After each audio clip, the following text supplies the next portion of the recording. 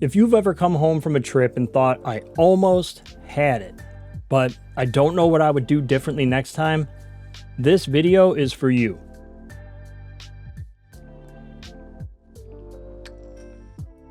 I first started journaling back in my film days. You guys have shot film, you already probably know the process. There's no instant feedback, there's no way to know if you got the shot, so I tracked everything. I tracked every roll, every photo, the settings, even the time of day. Not because I was trying to be obsessive, but because I wanted to learn.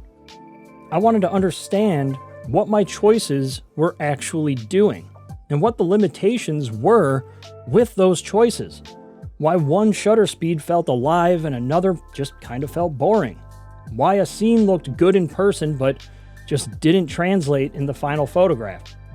And over time, the journal became less about technical details and more about patterns.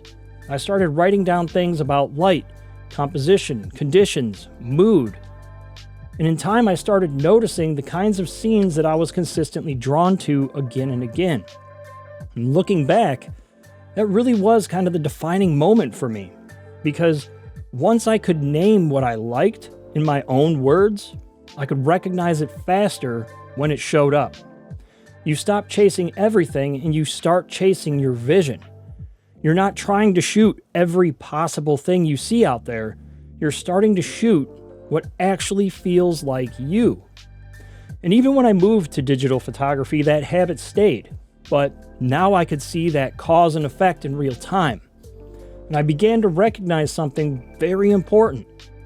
If I wanted to bring my vision to life later, especially once I got back home, the digital darkroom, I had to capture the right data in the field to make that work. And I'm not talking about perfect data, perfect exposures, none of that. Just the right data to bring my vision to life. And using the journal as a guide, I knew what worked in the past and what didn't. I understood how I had missed my vision previously in similar situations.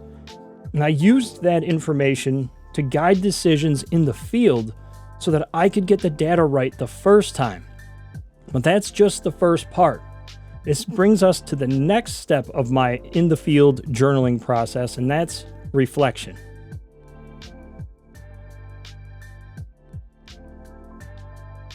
Reflection is the most valuable part of journaling because it forces you to look at your work honestly while you still have time to do something about it. You still have time to go back and try again, and that's why I specifically built this reflection piece for in the field. When I get back to camp after a long day, I take my iPad out of my backpack and I look at the photos that I took that day. It's a simple 2-for-1 habit because I can back everything up and I can actually see my photographs on a larger screen. And that larger screen really is the key because the back of the camera is going to tell you if your photo works. Is the composition right? Does the light look okay? But a larger screen is going to show you how well it works. It shows you those small problems that maybe you didn't notice. Maybe the horizon's a little crooked. There's a bright edge pulling your eye right out of the frame. A corner that's messy. Maybe the focus feels just a little bit soft. But it confirms something just as important. Did I capture what I need to make this match the vision I had when I took the photo? Because if I find an error now while I'm still on the trip, I still have options. I can go back and I can reshoot it. I can try an entirely different approach. Maybe I use a different focal length. I can get what I need while the opportunity to do something about it still exists. And then I write down what I learned. Not a novel, just a note. What went wrong? Where? Why I think it happened? And how I can avoid it in the future. And that's the real win. Because you start catching patterns in yourself. Those habits, those little misses, those blind spots. And things like shutter speed, depth of field, tripod height, how often you rush, maybe you forget to check the edges. You can take note of that and do something about it. Because once you see those patterns, you have an opportunity to correct them on the trip, not after the trip. And that's how adventures stop being a blur of rushing around to get the shot and become a slowed, focused progression toward your vision. You're not just out there collecting photographs, you're collecting decisions, lessons, preferences.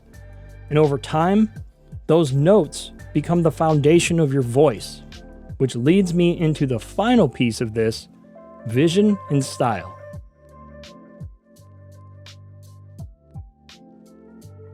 This is where the whole process pays off. Back home in the digital darkroom, you finally see the truth, not just what you captured, but that raw data. This is where your style, your vision, your voice actually gets built. Because as you edit, you learn what your taste really is.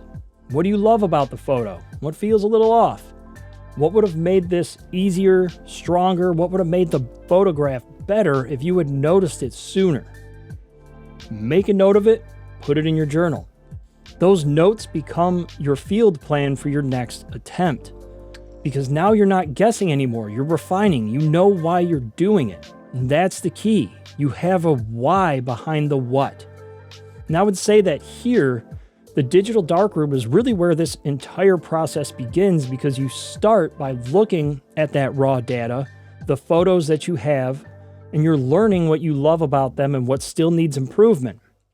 You use that as your in the field guide, using your notebook, noting exactly what you want to improve. You write it down in your journal, and you reflect on it while you're still on the trip, checking your photos every night, making sure that you're meeting your goals in the field. And then when you're back home, you see if you solved the problems that you took note of. Did you identify what you wanted to work on and improve on it or fix it? Because in time, through this constant refinement, you develop your style. It's not something you find or borrow or just fall into. It's something that you build one intentional decision at a time.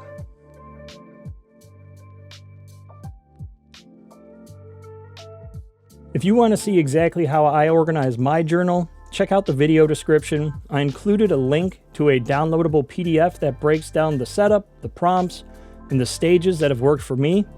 If you guys try this on your next adventure, let me know how it goes. Or if you already use a journal, share some of your prompts in the comments below. I'm always looking to refine and always open to other ideas. Thank you for being here and supporting the channel. I'll see you guys on the next one. Take care, everybody.